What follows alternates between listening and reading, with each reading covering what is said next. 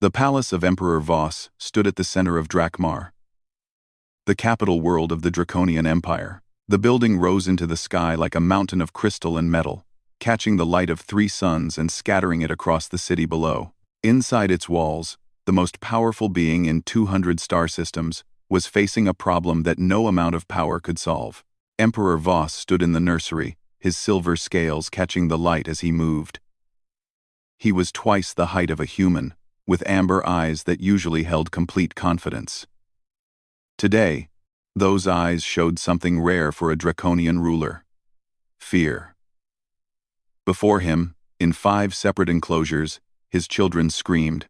The hatchlings were small, barely the size of house cats. But their cries filled the enormous room. They thrashed against the walls of their containers, their tiny claws scratching at the smooth surfaces. Their scales, which should have been bright and healthy, looked dull. Their eyes, which should have been alert and curious, seemed glazed with exhaustion. "How long has it been since they ate?" the Emperor asked. Master Caretaker Thex bowed low. He was old for a draconian. His green scales faded to almost gray. He had raised 3 generations of royal children. 2 days, Your Majesty. They refuse all food. They will not even drink water now. The Emperor's claws scraped against the stone floor. "You have tried everything? Everything in the ancient texts. Everything I learned in 50 years of service. They respond to nothing." Thex's voice carried shame. In draconian culture, failure was a mark of weakness. "I have never seen hatchlings behave this way. They should be calm by now. They should be learning discipline." Empress Kira entered the room, moving with the grace expected of royalty. Her blue scales shimmered like water. She approached the nearest enclosure and looked down at the smallest hatchling. The baby dragon looked back at her and let out a pitiful cry that echoed off the walls. "They are dying," the Empress said quietly. Her voice was controlled, but the Emperor knew his mate well enough to hear the pain beneath. "I can feel it. They are fading. The physicians say another day, perhaps 2, Thex admitted. "After that, their bodies will begin to fail." Without food and water, he did not need to finish. Everyone in the room knew what happened to hatchlings who could not eat. The Empire had strict laws about this. Weakness could not be allowed to spread through the royal line. If the hatchlings died, it would be seen as a sign that the Emperor's bloodline was flawed. Questions would be asked. Challenges might come. "There must be something," Emperor Voss said. His voice carried the command that made star systems obey. But commands meant nothing to infant dragons, who understood nothing but their own distress. A door opened, and Counselor Drex entered. He was a massive draconian, with deep red scales and scars from a dozen battles. He served as the Emperor's chief advisor, and was known for his traditional views. "The Galactic Council sends a message," Drex said. "They have heard of our situation." "How?" The Emperor's voice went cold. "This is a private matter. News travels, Your Majesty. The suppliers who bring food for the hatchlings talk. The physicians who consult with off-world specialists mention things. The Council offers assistance. We need no help from off-worlders," Drex said firmly. "This is a draconian matter. We have raised royal hatchlings for 10,000 years. We do not need outsiders to teach us our own ways. Our ways are not working," the Empress said sharply. She rarely spoke in council meetings. But when she did, others listened. "Our children are dying. I would accept help from anyone who could save them." Drex's scales rippled, a sign of disapproval. "The old methods have always worked. Perhaps these hatchlings are simply too weak. Perhaps they are not meant to survive." The Emperor moved so fast that even his guards flinched. He stood before Drex, towering over him. "Those are my children. Do not suggest they should die." Drex bowed immediately. "Forgive me, Your Majesty. I meant no disrespect. I only worry about appearing weak before the other species. If we accept help, they will think we cannot manage our own affairs. I care nothing for appearances if my children die," the Emperor said. What does the council offer? Still be laid. They suggest a human, Drex said, distaste clear in his voice. The humans have only been part of the council for 5 years. They are newcomers. Young. Untested. They are also known for solving problems others cannot, Empress Kira said. She had been studying the newer council species, curious about their ways. They think differently than we do. They see patterns we miss. They are soft, Drex argued. They raise their young with coddling and weakness. They have no discipline. No strength. How could such a species help us raise warriors? Right now, I do not need warriors, the Emperor said quietly. I need someone who can keep my children alive.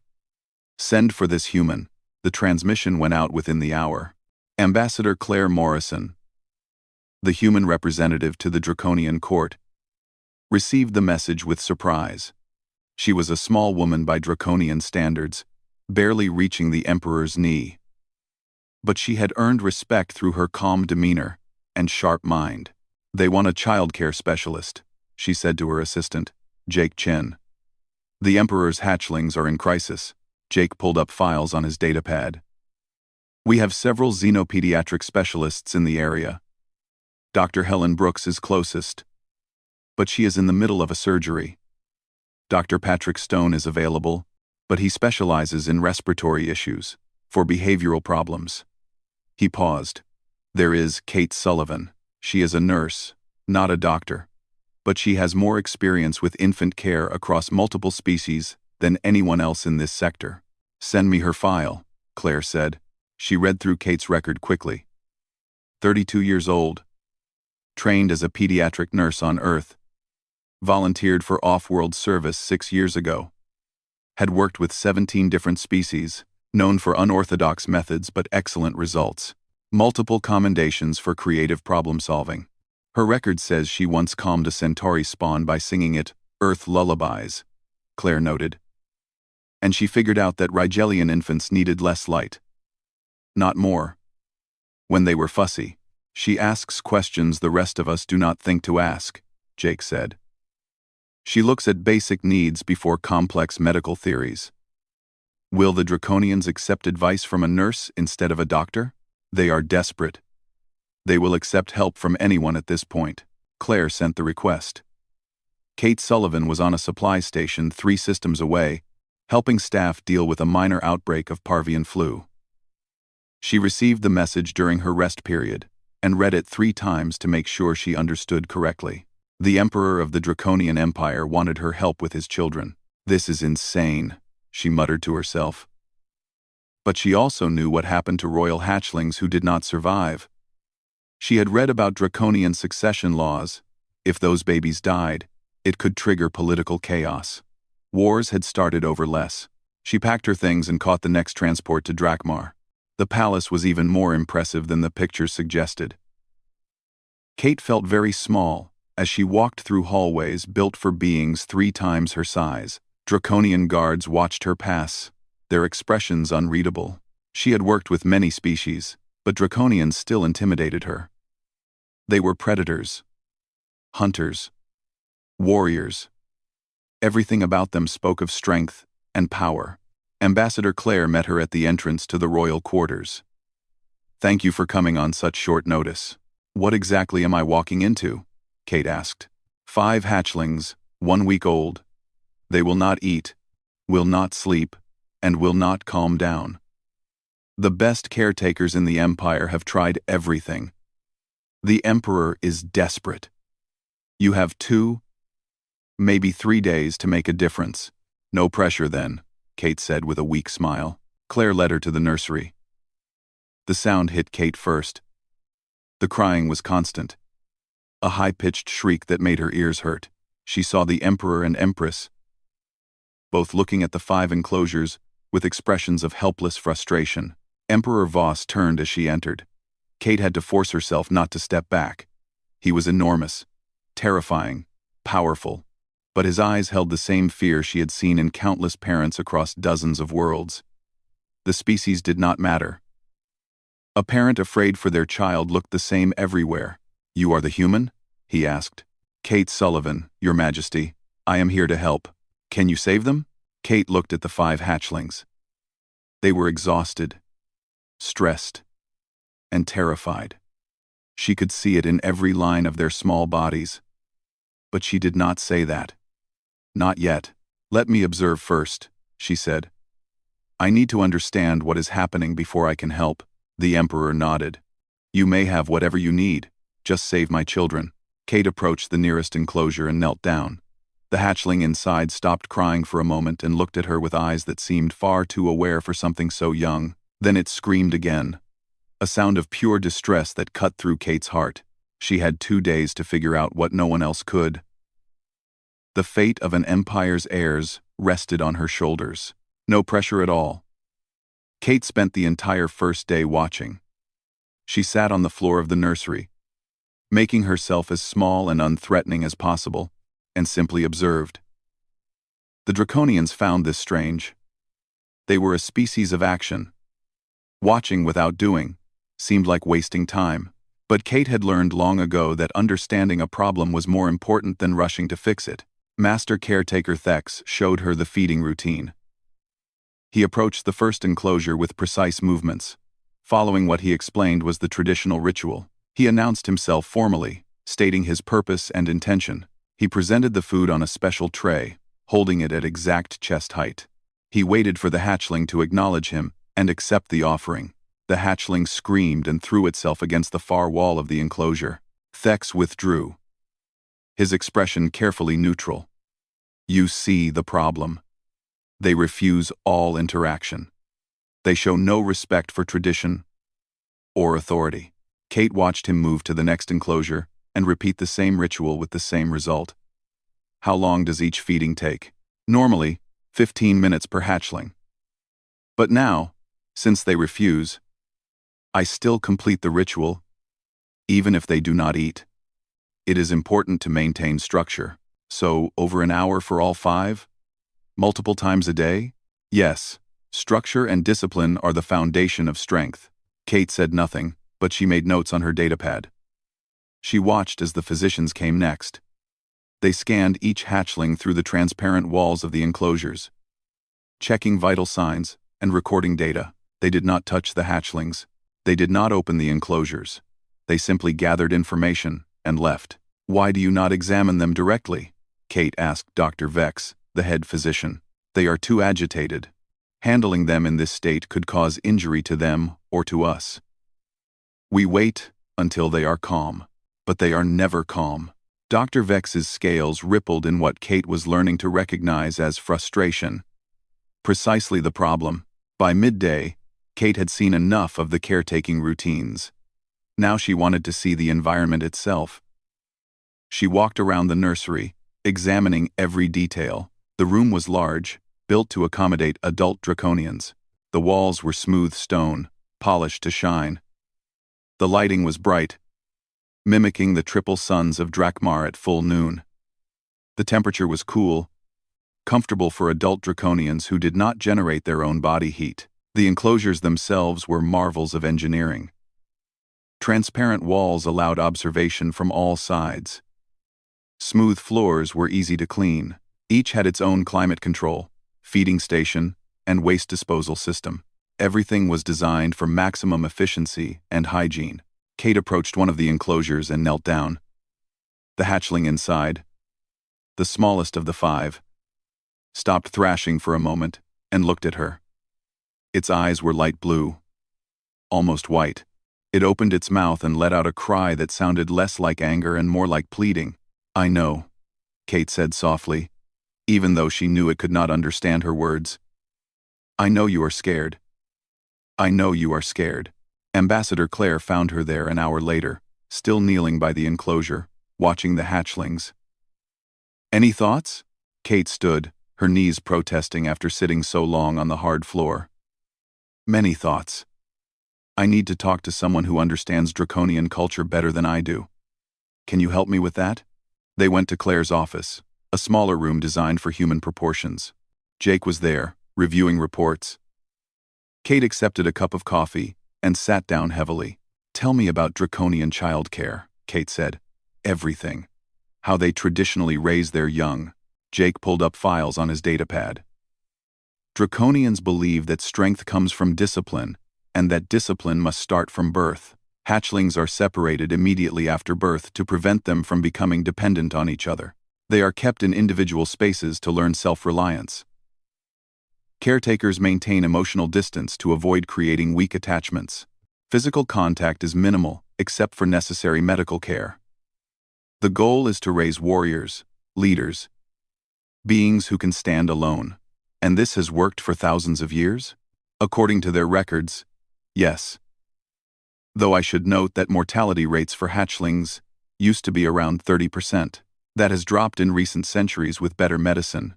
But it was accepted as normal to lose some offspring. Only the strong survived. Kate felt sick. They let babies die to prove they were not strong enough? It was their way, Claire said carefully.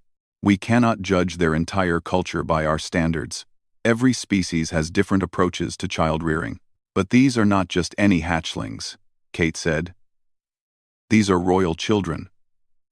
Surely they get special treatment? Actually, no, Jake said. Royal hatchlings are expected to meet even higher standards. They must prove themselves worthy of their bloodline. The emperor and empress are not supposed to show favoritism or excessive concern. That is seen as weakness. Kate set down her coffee cup. So let me make sure I understand this. Those babies were taken from their mother right after birth. They were put in separate boxes where they cannot see or touch each other. The caretakers follow rigid rituals and maintain emotional distance. The room is bright and cold. No one comforts them when they cry. And everyone is surprised that they are stressed? Claire and Jake exchanged glances. When you put it that way, Claire said slowly, it does sound harsh. It sounds like a nightmare, Kate said. Look, I am not saying their entire culture is wrong, but I think we are looking at a fundamental mismatch between what these babies need and what they are getting. What do you think they need? Jake asked. Kate stood and started pacing. I have worked with 17 species. They all have different biology, different needs, different communication styles. But there are some things that seem universal for infant care. Warmth, security, some kind of comfort or soothing presence. And for social species, contact with others of their kind. Draconians are not particularly social, Claire pointed out. They value individual achievement. As adults, maybe. But babies? Look at Earth. Humans are social. But so are reptiles. Crocodiles guard their nests. Some snake mothers stay with their young. It is not about being warm-blooded or cold-blooded. It is about what infants need to feel safe enough to eat, to sleep, to grow. You think the hatchlings are scared? Jake asked. I think they are terrified. And when you are that scared, you cannot eat. You cannot sleep. You go into survival mode, and all you can do is cry for help that never comes. Claire leaned forward. So what do you propose? I need to test some theories, but I am going to need the Emperor's permission to make some changes. Big changes, and I am going to face resistance from the caretakers and probably the whole court. What kind of changes? Kate told them. With each suggestion, Claire's eyes grew wider. By the time Kate finished, the ambassador was shaking her head. They will never agree to that. It goes against everything they believe about raising strong children. Then those babies are going to die, Kate said bluntly. I have seen this pattern before with other species. Stress causes the body to shut down. The hatchlings are already dehydrated and malnourished. Their immune systems are weakening. Give them another day, and the damage might be permanent even if we do get them to eat. Jake cleared his throat. You said you have seen this pattern before. With which species? Centauri spawn. Rigellian infants. Even human babies born in crisis situations. The details differ, but the underlying problem is the same. When infants feel unsafe, their bodies prioritize survival over growth. They stop eating because digestion requires energy and calm. They cannot sleep because they are watching for danger. They cry because they are trying to signal distress to caregivers who they hope will help them. But draconian caretakers do not respond to crying, Claire said. They believe responding reinforces bad behavior, and that might work with older children who understand cause and effect. But these hatchlings are 1 week old. They do not understand punishment or discipline. They only understand need, and their needs are not being met. Claire stood and walked to the window. Outside, the city of Drakmar spread out below them, millions of beings going about their lives unaware of the crisis in the palace. If you are wrong, Kate, this could damage human draconian relations for generations. They will say we corrupted their royal heirs with our soft ways. And if I am right and do nothing, those babies die. The emperor loses his heirs. The empire faces a succession crisis, and 5 infant creatures die because everyone was too proud to question tradition. Kate's voice was firm. I did not come here to play politics. I came here to save lives. I think I can help them. But I need support. Jake stood as well. I will back you, for what it is worth. Claire was quiet for a long moment. Then she nodded. I will arrange a meeting with the emperor. You will have to convince him yourself. But I will support your request. An hour later, Kate stood before Emperor Voss in his private chambers. The Empress was there too, as were Counselor Drex and Master Caretaker Thex. Kate felt very small in the enormous room, surrounded by beings who could crush her without effort. But she thought of those 5 crying hatchlings and found her courage. Speak, the Emperor commanded. Kate explained her theory as clearly as she could. She talked about stress responses, about the need for comfort, about warmth and security and the importance of sibling contact for social species. She watched the Emperor's expression remain neutral. But the Empress leaned forward with interest. You think our methods are wrong, Drex said when she finished. It was not a question. I think your methods work for older children who can understand them. But for week-old infants, I think different approaches are needed. Just temporarily, until they are stable. And what specifically do you propose? The Emperor asked. Kate took a deep breath. I want to move all 5 hatchlings into one larger enclosure together. I want to adjust the temperature warmer and dim the lights. I want to line the space with soft, warm materials. And I want to introduce your scent, your majesty, and your highness into the environment. The room erupted. Drex objected loudly. Tex looked horrified. Even the Empress seemed shocked. You want to undo thousands of years of tradition? Drex demanded. I want to try something different for 3 days, Kate said, keeping her voice steady. If I am wrong, you can send me away and go back to your methods. But if I am right, your children live. Is your pride worth more than their lives? It was a bold thing to say to a draconian counselor. Drex's scales went dark with rage, but Emperor Voss held up one clawed hand, and everyone fell silent. 3 days, he said. You have 3 days to show results. If the hatchlings are not eating and calming by then, we return to traditional methods, and you leave Drakmar. Understood, Kate said. As she left the chamber, she heard Drex speaking to the Emperor in a low voice. This is a mistake, Your Majesty. The human will make them weak. Kate did not hear the Emperor's response. She was already planning what needed to be done. 3 days was not much time. But it was enough to try. It had to be enough. Kate worked through the night. The palace staff brought everything she requested, though many of them looked skeptical. Soft fabrics in warm colors, heating elements, dimmer controls for the lighting, recording equipment, and, most difficult of all, permission to access the Empress's private quarters. Empress Kira met her there personally. The room was nothing like Kate expected. She had imagined something cold and formal, matching the rest of the palace. Instead, the Empress's chambers were filled with plants, warm light, and comfortable surfaces. It looked lived in, personal. You are surprised, the Empress said, reading Kate's expression. I expected something more formal. Your Highness, what we show in public and what we prefer in private are often different things. The Empress moved to a resting platform covered in soft materials. You want items with my scent?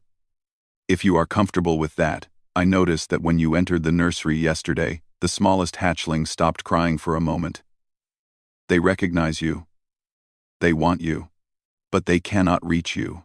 The Empress's scales rippled in a way that Kate could not interpret. Our traditions say that royal parents must maintain distance. That attachment makes rulers weak. That our children must learn to stand alone. With respect, Your Highness, they are 1 week old. They are not ready to stand alone. They are barely ready to exist outside the egg. I know. The Empress's voice was quiet. I have wanted to hold them every moment since they hatched. But I was told it would harm them. That I would make them soft and weak. Kate felt a surge of sympathy. How many species, she wondered, made parents deny their instincts in the name of tradition? May I ask you something? When you were a hatchling, do you remember what you needed? What you wanted? The Empress was silent for a long moment. I remember being cold. I remember crying and no one coming. I remember being alone in the dark, waiting for someone to tell me I was safe. She looked at Kate. I remember thinking that if I was just good enough, quiet enough, strong enough, someone would finally come. But no one ever did. I am sorry, Kate said softly. It made me strong. That is what I was told. The pain made me strong. Or it just made you survive. There is a difference. The Empress gathered several pieces of fabric that she had been resting on. Take these. If you are right, if my children need this, then take it. But Kate Sullivan, if you fail, if they die while we are trying your methods, I do not know if I can forgive you. If I fail, I will not forgive myself. Kate promised. She carried the fabric back to the nursery, where the work crew had already installed the new enclosure. It was much larger than the 5 separate boxes, taking up nearly a quarter of the nursery. The walls were still transparent, allowing observation, but the floor was now covered in the soft materials Kate had requested. The lighting could be dimmed. The temperature controls were adjusted. Vex stood nearby, watching with barely concealed disapproval. This goes against every principle of proper child rearing. I know you think that, Kate said as she began arranging the Empress's fabric around the space. But I am asking you to trust me for 3 days. That is all.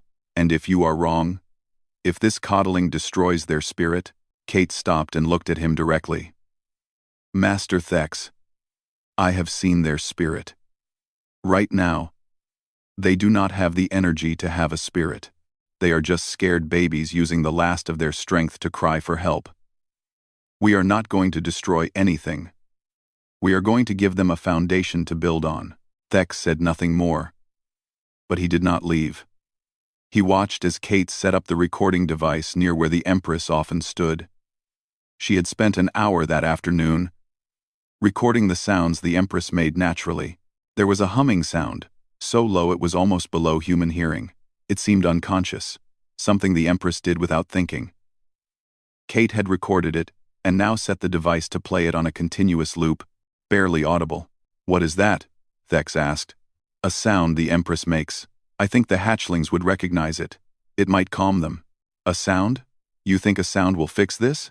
I think a lot of small things together might fix this.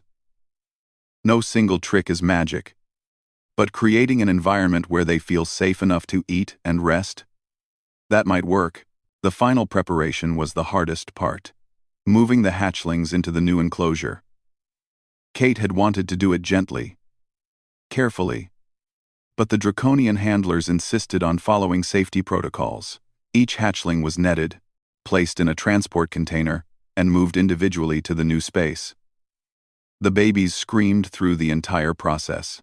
By the time all 5 were in the new enclosure, Kate's ears were ringing, and her heart was breaking. The hatchlings were scattered around the space, as far from each other as they could get, crying and thrashing. This was the moment that would determine everything. If her theory was wrong, she had just made everything worse. Lower the lights, she said. The bright illumination that mimicked full daylight dimmed to something softer, warmer. It was still bright enough to see, but no longer harsh. The temperature rose several degrees. The sound of the Empress's humming played softly in the background. At first, nothing changed. The hatchlings kept crying. Kate sat down on the floor outside the enclosure. Making herself visible but not threatening, she began to hum softly herself, trying to match the rhythm of the Empress's sound. Then the smallest hatchling, the one with the light blue eyes, stopped crying. Its head turned toward the sound. Kate kept humming, slow and steady. The hatchling took a hesitant step toward the center of the enclosure, toward the pile of soft fabric that still held the Empress's scent. Another hatchling noticed the first one moving and watched. Then it too moved toward the center.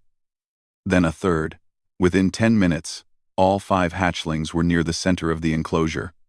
Drawn by the scent, the sound, the warmth, Kate held her breath. This was the critical moment. Would they fight each other? Would they scatter again? The smallest hatchling climbed onto the fabric pile and curled up. It let out a small sound, not quite a cry, but something softer. Almost immediately, another hatchling climbed up beside it. Then another. And another, until all 5 were pressed together in a pile of small bodies, seeking each other's warmth and presence. The crying stopped.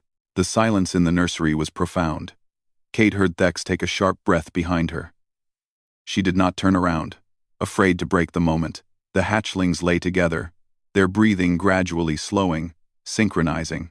After a few minutes, the smallest one closed its eyes. "They are sleeping," Thex whispered. "I have not seen them sleep since they hatched." "They feel safe," Kate said quietly. The Empress arrived an hour later, summoned by excited staff. She stood beside Kate, looking down at the pile of sleeping hatchlings. Kate could see her hands shaking slightly. "They are together," the Empress said. "They are touching each other." 9. They need each other. Most social species do better with contact, especially when young. Humans are like that too. We need touch, warmth, the presence of others. It is not weakness. It is just how we are built. Will they eat now? Let them sleep first. They are exhausted. When they wake, we will try. 3 hours later, one of the hatchlings stirred. It lifted its head and looked around, seeming confused by the softness beneath it and the warmth of its siblings. It made a small questioning sound. Kate moved slowly, opening the access panel in the enclosure. She had food ready, the same nutrient mixture the Draconians had been trying to feed them. But instead of the formal presentation Thex had been using, Kate simply held it out, sitting at their level. The hatchling watched her. Kate kept humming softly, the same sound as before. She did not move closer, did not try to force anything. She just waited. The smallest hatchling, now awake, crawled toward her. It sniffed at the food, then at Kate's hand. Then, cautiously, it took a small bite. Kate wanted to cheer but stayed perfectly still. The hatchling ate another bite. Then another. The other hatchlings were waking now, watching. One by one, they approached. One by one, they began to eat. Thex stood frozen, watching. "They are eating," he said, as if he could not believe his own eyes. "They are actually eating." "They were hungry," Kate said. "They just needed to feel safe enough to eat." By the time all 5 hatchlings had eaten their fill, word had spread through the palace. Emperor Voss arrived with half his court. They stood outside the enclosure, watching the hatchlings settle back into their pile, full and content. Counselor Drex stared at the scene with something like shock on his face. "This should not work. This goes against all our knowledge." "Maybe your knowledge was incomplete," Kate said carefully. "You knew how to raise warriors. You knew how to teach discipline and strength. But maybe you forgot how to help babies feel safe first." 2. The Emperor looked at her for a long moment. "They are sleeping peacefully. They ate. They are not crying." "Yes, Your Majesty. You did this in 1 day.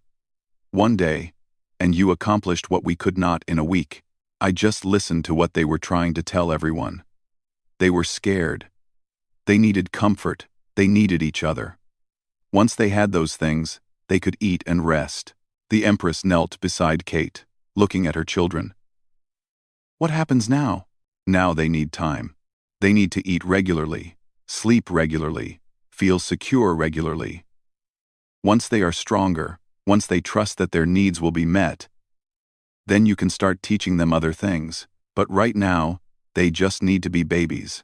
And you think this will not make them weak? Kate thought about how to answer that. Your Highness, I have seen human children raised with love and comfort become soldiers, leaders, heroes. I have seen Centauri spawn raised with gentle care become fierce warriors. Safety in infancy does not create weakness in adults. It creates confidence. They learn that the world can be trusted, that they are valued, that they matter.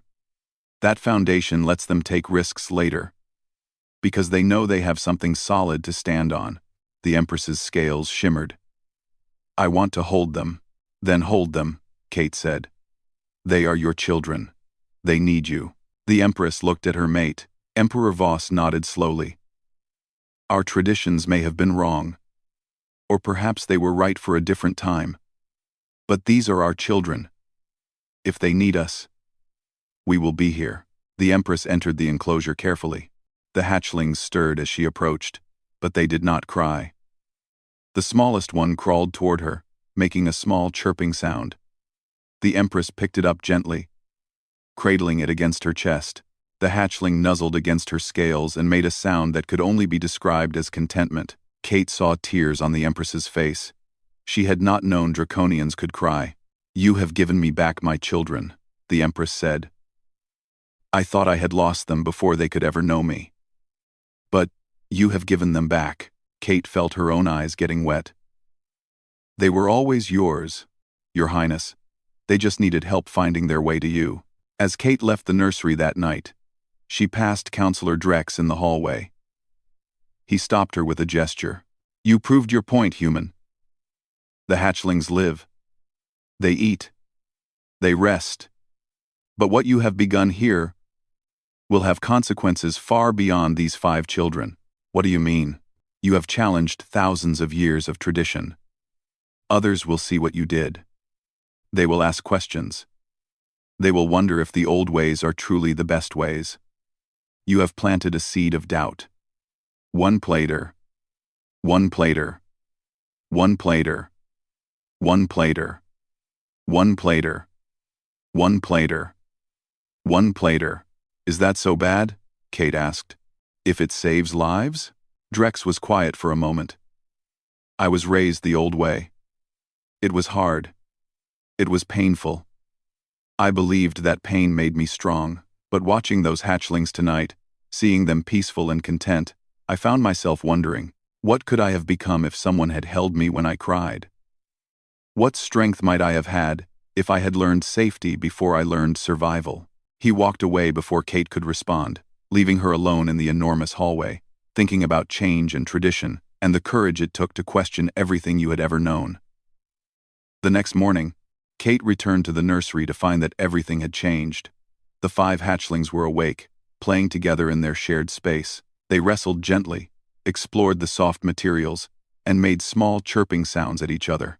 When they saw Kate, they rushed to the edge of the enclosure, pressing against the transparent wall with what looked like excitement. Master Caretaker Thex was already there, watching them with an expression Kate could not quite read. They have been like this since dawn. Active. Curious. I have never seen hatchlings behave this way. This is normal behavior, Kate said. This is what healthy, secure babies do. They play. They explore. They bond with each other. We always believed that separating them made them stronger, that they would learn to be independent. They will learn independence later. Right now, they are learning trust. That is more important. Thex turned to face her. I need you to teach me. I have been a caretaker for 50 years, but I see now that I do not truly understand what these children need. Will you show me? It was a significant admission from a proud Draconian master. Kate felt a surge of respect for him. Of course. Let us start now. She spent the morning teaching Thex everything she knew about reading infant signals across species. How to tell the difference between a cry of pain and a cry of discomfort. How to recognize when a baby needed food versus when it needed comfort. How to approach without causing fear. Watch their body language, she explained as they observed the hatchlings. See how the smallest one leans toward its siblings when it is uncertain? That is seeking reassurance. And the largest one, the one with the darker scales, see how it positions itself between the others and us? That is protective behavior. It is taking care of its siblings. We would have called that aggression, Thex said slowly. We would have separated that one immediately. But it is not aggression. It is care. It is looking out for others. That is not a bad trait to have, even for a warrior. They practiced feeding together. Instead of the formal ritual, Kate showed Thex how to sit with the hatchlings, to let them come at their own pace, to make the experience pleasant and stress-free. The hatchlings ate eagerly, their appetites returning now that they felt safe. Other caretakers came to watch and learn. Some were eager to understand the new methods. Others were skeptical, clinging to the old ways. But when they saw the results, when they saw 5 thriving hatchlings instead of 5 dying ones, even the skeptics had to admit something had changed. Ambassador Claire arrived at midday with Jake. They brought news from the wider empire. The story is spreading, Claire said. Other Draconian families with young children are asking questions. They want to know what you did. Some are even trying your methods with their own offspring. That was fast, Kate said. Draconians may be traditional, but they are not foolish. When something works, they pay attention. There is a caretaker in the eastern province who reported that dimming lights and adding warmth helped her charge sleep through the night for the first time. Another family tried the scent technique with good results. Jake pulled up data on his pad. The imperial physicians have been studying the hatchlings all morning. Their stress hormone levels have dropped by 60%. Their immune markers are normalizing. Their growth rates are back on track. Dr. Vex says that if you had not intervened, they would have been dead within 2 days. Kate felt the weight of that statement. She had known it was serious, but hearing it confirmed made her realize just how close it had been. There is something else, Claire said, her tone shifting. Counselor Drex wants to speak with you. Privately, Kate found Drex in one of the palace gardens. He stood looking at a fountain, his massive form somehow seeming smaller than before. He did not turn when she approached. You are wondering why I asked to meet, he said. Yes, Counselor. I told you yesterday that you had planted a seed of doubt. I have been thinking about that all night. About doubt. About questions. About the things we accept because we have always accepted them. He finally turned to face her. I have a son. Kate had not expected that. You do? He is grown now, a warrior in the Imperial fleet. Strong, capable, everything a draconian father could want. Drex's voice carried something heavy. But he does not speak to me. He has not for 5 years. When I ask why, he says I do not deserve his words, that I was not a father, only a trainer, that he learned strength from me but nothing else. I am sorry, Kate said. I raised him the way I was raised, the traditional way. I thought I was making him strong. I thought I was doing right. Drex was quiet for a moment. Last night, I watched the Empress hold her hatchling. I saw its face, the way it looked at her, the trust, the connection. My son never looked at me like that. Not once in his entire life. Kate did not know what to say. This proud warrior was sharing something deeply personal, something painful. You are changing things, human. Whether you meant to or not. You are making us question everything we thought we knew about strength and weakness, about discipline and care. That is dangerous. Is it more dangerous than losing children? More dangerous than raising sons who hate their fathers? Drex's scales rippled. No, perhaps not. I spoke with Master Thex this morning. He told me you are teaching him new methods. I want to learn as well. Kate blinked in surprise. You do? It is too late for my son. But there will be other children, other chances to do better. If your way truly builds strength on a foundation of security, then I want to understand it. I want to be part of this change, not an obstacle to it. It was a remarkable transformation. Kate realized she was seeing something significant. Not just one draconian changing his mind, but a culture beginning to shift. One person at a time. One question at a time. I would be honored to teach you, counselor. They returned to the nursery together. The hatchlings were being examined by the physicians. Doctor, Vex was pleased with what he found. Their hydration is normal. Their nutrition levels are improving. Their neural development is back on track. Whatever you did, Kate Sullivan. It worked. The Empress entered while they were running the tests. She went immediately to the enclosure, and the hatchlings rushed to her. She reached in and stroked each one gently, murmuring in the draconian language. The smallest one climbed up her arm and settled on her shoulder, making happy chirping sounds. They know me now, she said to Kate. They are not afraid of me. They want to be near me. That is how it should be, Kate said. I miss this. With my first clutch, I followed tradition. I kept my distance. They grew strong. Yes, but they never looked at me with love. Only respect. Only duty. Is it too late for them? They are adults now. It is never too late to change a relationship. It might be harder. It might take time. But if you want to be closer to them, you can work toward that. The Empress smiled, a draconian expression that showed teeth but somehow seemed warm. You are wise for such a young being. I just pay attention.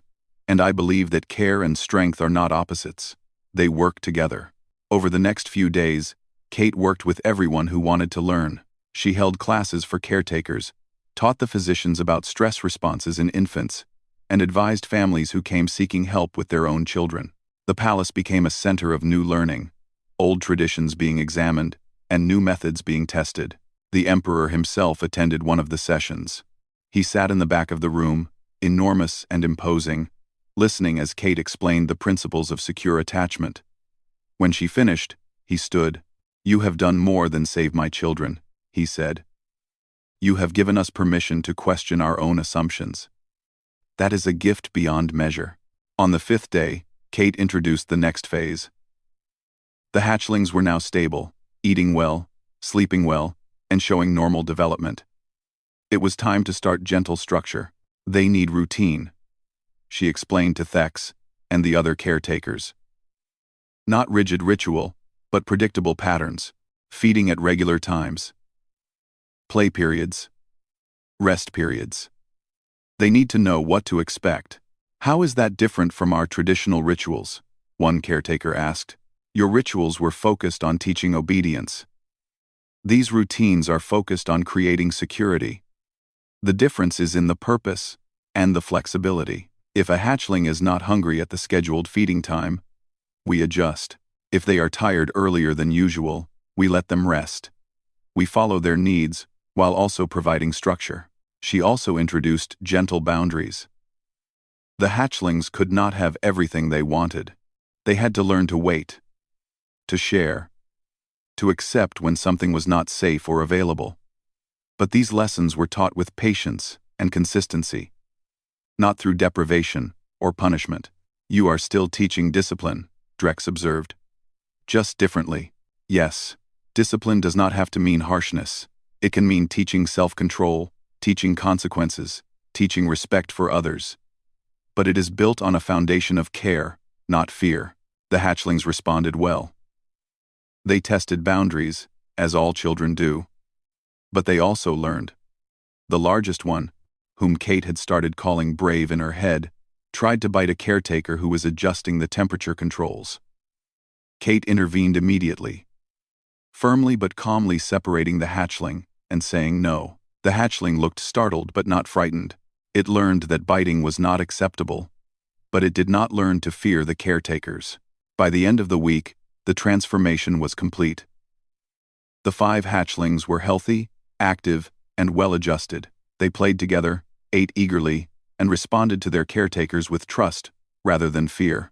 They were learning discipline and boundaries, but they were also learning love. The Emperor called Kate to his chambers for a final meeting before she returned to Earth.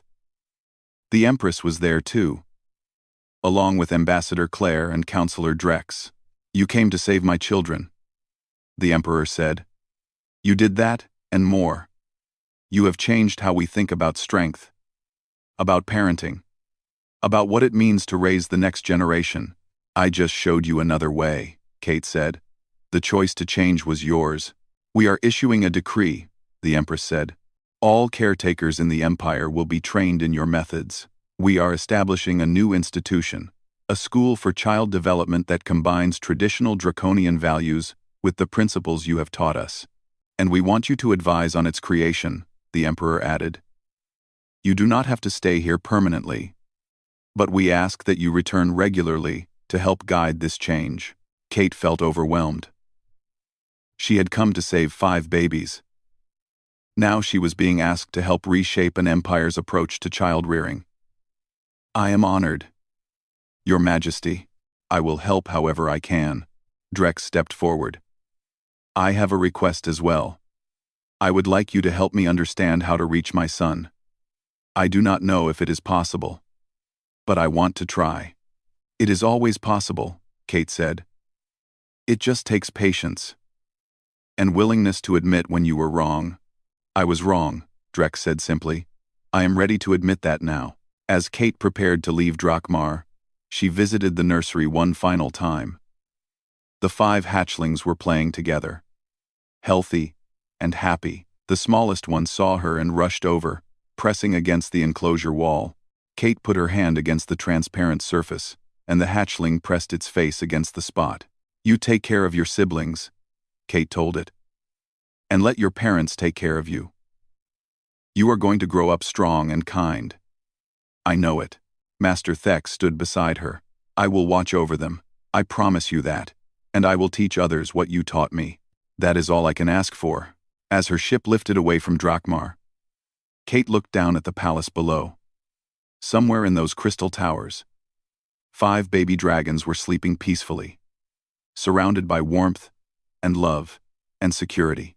She had not changed the galaxy. She had just helped 5 babies feel safe. But sometimes, that was enough to change everything. 3 months passed before Kate returned to Drakmar. Her work had kept her busy at the medical station, treating patients from a dozen different species. But she thought about the 5 hatchlings often, wondering how they were doing, whether the changes had lasted, or whether tradition had crept back in. Ambassador Claire met her at the spaceport with surprising news. "You are somewhat famous now. The story of the human nurse who saved the Emperor's heirs has spread across the Empire. Other species have heard about it too. The Galactic Council has received requests from 7 different civilizations asking for human consultants on child development." 7? Kate felt overwhelmed. "I just did my job. You challenged assumptions that had stood for thousands of years. You showed that compassion and strength are not enemies. That is significant, Kate. People are paying attention." Jake was there too, grinning widely. "There is a draconian word now that did not exist before. It translates roughly to soft strength or gentle power. They created it to describe your methods. Languages change when cultures change." The palace looked the same from the outside, but Kate sensed differences immediately upon entering. There were plants in hallways that had been bare before. The lighting was softer, small details, but they spoke of a shift in thinking. The nursery had been transformed. It was no longer the sterile, efficient space it had been. Now it looked almost comfortable. The harsh lights were gone, replaced with adjustable illumination. The floors had soft areas for play and harder areas for learning, and the 5 hatchlings were much, much larger. They were the size of large dogs now, their scales bright and healthy. When Kate entered, they all turned toward her. The smallest one, the one with the light blue eyes, let out a happy shriek and rushed over. It tried to climb on her like it had when it was tiny, but now it was far too big. Kate laughed and stumbled backward. "They remember you," Master Thex said. He looked different too. Happier. Somehow. More at ease. "They have been excited since we told them you were coming." The Empress entered behind Kate. "They ask about you. They want to know when the human who helped them will return." You made quite an impression. 2. Kate knelt down so she was closer to their level. The 5 hatchlings surrounded her, making happy sounds and gently bumping against her. They were playful but controlled, showing the discipline they had learned but also the confidence and trust she had hoped to see. They are beautiful, Kate said. Healthy. Happy. You have done an amazing job. We had a good teacher, the Empress said warmly. Come. The Emperor wants to show you something. They walked through the palace to a new wing Kate had not seen before. Inside was a large facility filled with draconians of all ages. Some were working with young children. Others were studying charts and data. Still others were practicing childcare techniques on training dummies. The Imperial Institute for Child Development, the Emperor explained, appearing beside them. We opened it 1 month ago. We are training caretakers from across the Empire in the new methods. The combination of traditional discipline with your principles of secure care. Kate walked through the facility, amazed. She saw caretakers learning how to read infant signals. She saw lessons on creating safe environments. She saw discussions about balancing structure with flexibility. Everything she had taught was being passed on, expanded, improved. This is incredible, she said. It is necessary, the Emperor replied. We were losing too many children to the old ways, not just to death, but to fear, to broken spirits, to damaged relationships. Your methods give us a path forward. A way to raise strong children who are also secure and confident. A young draconian approached nervously. Excuse me, are you Kate Sullivan? The human nurse? I am. I just wanted to thank you. I have a daughter. She is 3 months old. She was not eating well, not sleeping. I was doing everything the old way, and nothing worked. Then I attended classes here. I learned your methods. Now my daughter is thriving. She smiles when she sees me. She reaches for me. I never thought I could have that with my child. Kate felt tears in her eyes. That is what every parent deserves. I am so glad it helped. More people came over, sharing similar stories. A caretaker whose charges slept through the night now. A physician who had seen dramatic improvements in infant health across the Empire. A teacher who was adapting the methods for older children. Each story was a testament to how far the changes had spread. Later, Kate met with Counselor Drex privately. He looked tired but somehow lighter than before. Did you speak with your son? She asked. I did. It was difficult. He was angry at first. He had years of pain to express. But I listened. I apologized. I told him I was wrong. Drex's voice was rough with emotion. He has agreed to meet with me again next month. It is a start. That is all you can ask for. Rebuilding takes time. I am learning patience. It does not come naturally to draconians. But I am learning. That evening, there was a formal ceremony. The entire imperial court gathered. Kate stood before them in her simple human clothes, feeling very small and very out of place. But when the Emperor spoke, his words made her forget her discomfort. Kate Sullivan came to us as a stranger. She came from a young species, new to the stars, with different ways and different ideas. She could have looked at our traditions and stayed silent. She could have accepted that we knew best about our own children, but she did not. She asked questions. She challenged us. She showed us that strength and compassion are not enemies, but partners. He held up a medallion made of precious metal and glowing crystal. This is the Star of Drakmar, given only to those who have changed the Empire. For the better, we give it to warriors who defend us, to leaders who guide us, to innovators who improve us. Today, we give it to a nurse who saved not just 5 lives, but an entire generation's understanding of what it means to be strong. Kate accepted the medallion, her hands shaking. The entire court stood, a sign of deep respect in draconian culture. She saw faces that had been skeptical, now showing approval. She saw the Empress smiling. She saw Drex nodding with what might have been pride. But the moment that mattered most came after the ceremony. The 5 hatchlings were brought in for a demonstration. They performed traditional displays of strength and discipline, showing what young dragons were expected to learn. They did it perfectly, with precision and power. Then, when the formal demonstration ended, they rushed to their parents.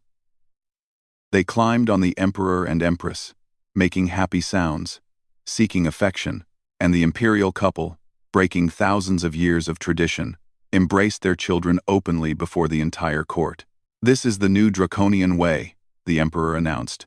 "Strength built on security, discipline built on trust, power tempered with love. We will raise warriors, yes, but we will raise them knowing they are valued, knowing they are loved, knowing they have a foundation that cannot be shaken." The court erupted in approval. Not everyone agreed. Kate knew. Change was never universal or easy. But enough agreed. Enough had seen the results. Enough were willing to try. Over the next few days, Kate met with dozens of families.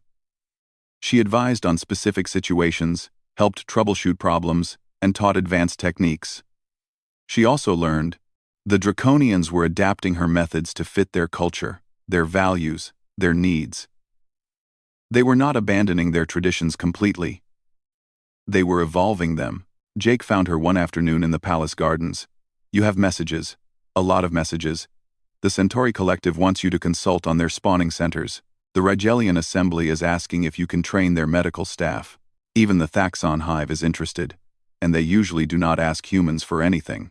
"How did this happen?" Kate asked. "I just wanted to help 5 babies." "You did help them. And in doing so, you showed everyone that sometimes the answer to big problems is not advanced technology or complex theories. Sometimes it is just basic compassion and the willingness to question what everyone assumes is true." Ambassador Claire joined them. The Galactic Council is discussing creating a formal program. A consortium of child development specialists from multiple species, sharing knowledge and methods. They want humans to lead it, and they want you to head the human delegation. Kate felt dizzy. "I am just a nurse. I am not qualified to lead something that big." "You are qualified because you see what others miss," Claire said gently. "You do not look at beings and see aliens. You look at babies and see babies. That perspective is rare and valuable. I need to think about it. Take your time." "But Kate, I hope you say yes. You have started something important. The galaxy is ready to listen to what you have to teach." On her last day on Drakmar, Kate spent hours with the 5 hatchlings. They were no longer the tiny, terrified creatures she had first met. They were confident young dragons, curious about the world, secure in their place, ready to learn and grow. They would still face challenges. They would still need to prove themselves, but they would do it from a foundation of love and security, not fear and isolation. The smallest one, her favorite, climbed into her lap one final time. It was much heavier now. But Kate did not mind. It looked at her with those light blue eyes and made a sound that seemed like contentment. "You are going to do great things," Kate told it. "All of you. You are going to grow up strong and kind and brave. You are going to lead your people into a new era. And you are going to remember that strength does not mean you cannot care. It means you are strong enough to care." The Empress found her there. "They will miss you. I will miss them too. But they have you now. They have caretakers who understand them. They will be fine. Also, they will be fine. Will you come back?" "Yes, I will come back to check on them. To see how they grow. To see what the Empire becomes." The Empress was quiet for a moment. "I was raised to believe that showing emotion was weakness. That distance was necessary for strength. That love would make me soft.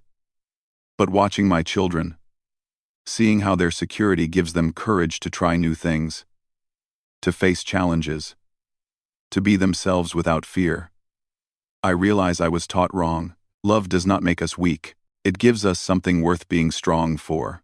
Kate smiled. "That is exactly right." As her ship left Drakmar for the second time, Kate thought about all that had happened. She had come to save 5 dying hatchlings. She had ended up challenging an empire's understanding of strength and weakness. of tradition and progress, of what it meant to raise the next generation. And the ripples were still spreading. Other species were asking questions. Other cultures were examining their own methods. The galaxy was changing. One child at a time. One family at a time. One culture at a time. Her datapad chimed with another message. Another species asking for help.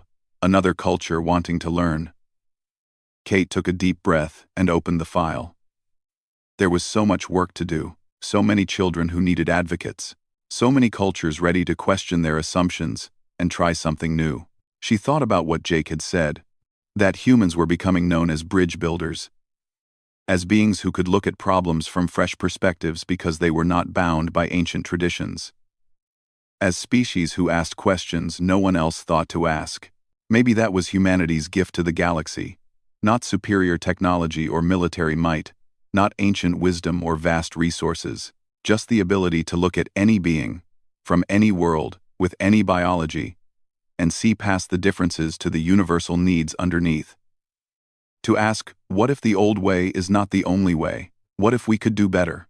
Kate opened a new file and began drafting her response. Yes, she would help. Yes, she would teach. Yes, she would continue asking the questions that needed to be asked. Because somewhere in the galaxy, there were babies crying who needed someone to listen. There were parents struggling who needed someone to show them a different way. There were cultures ready to evolve who just needed someone brave enough to suggest that change was possible. Kate Sullivan was just a nurse. But maybe that was exactly what the galaxy needed. Someone who cared more about helping than about being right. Someone who saw beings in need before she saw traditions to be respected. Someone willing to sit on a cold floor and hum to 5 crying baby dragons until they felt safe enough to eat. The galaxy was vast and full of wonders. But the most wondrous thing, Kate thought, was how much all intelligent beings had in common. They all wanted to be safe. They all wanted to be valued. They all wanted to know that someone cared. And if Kate could help make that happen, one world at a time, one species at a time, one child at a time, then maybe being just a nurse was exactly enough. She looked at the stars passing by her viewport and smiled. There was work to do. Children to help. Futures to shape. And somewhere on Drakmar, 5 young dragons were sleeping peacefully, surrounded by love and warmth and security. Ready to grow up strong and kind and brave. Ready to change their empire. Ready to show the galaxy that strength and compassion were not enemies but the greatest of allies. That was worth everything.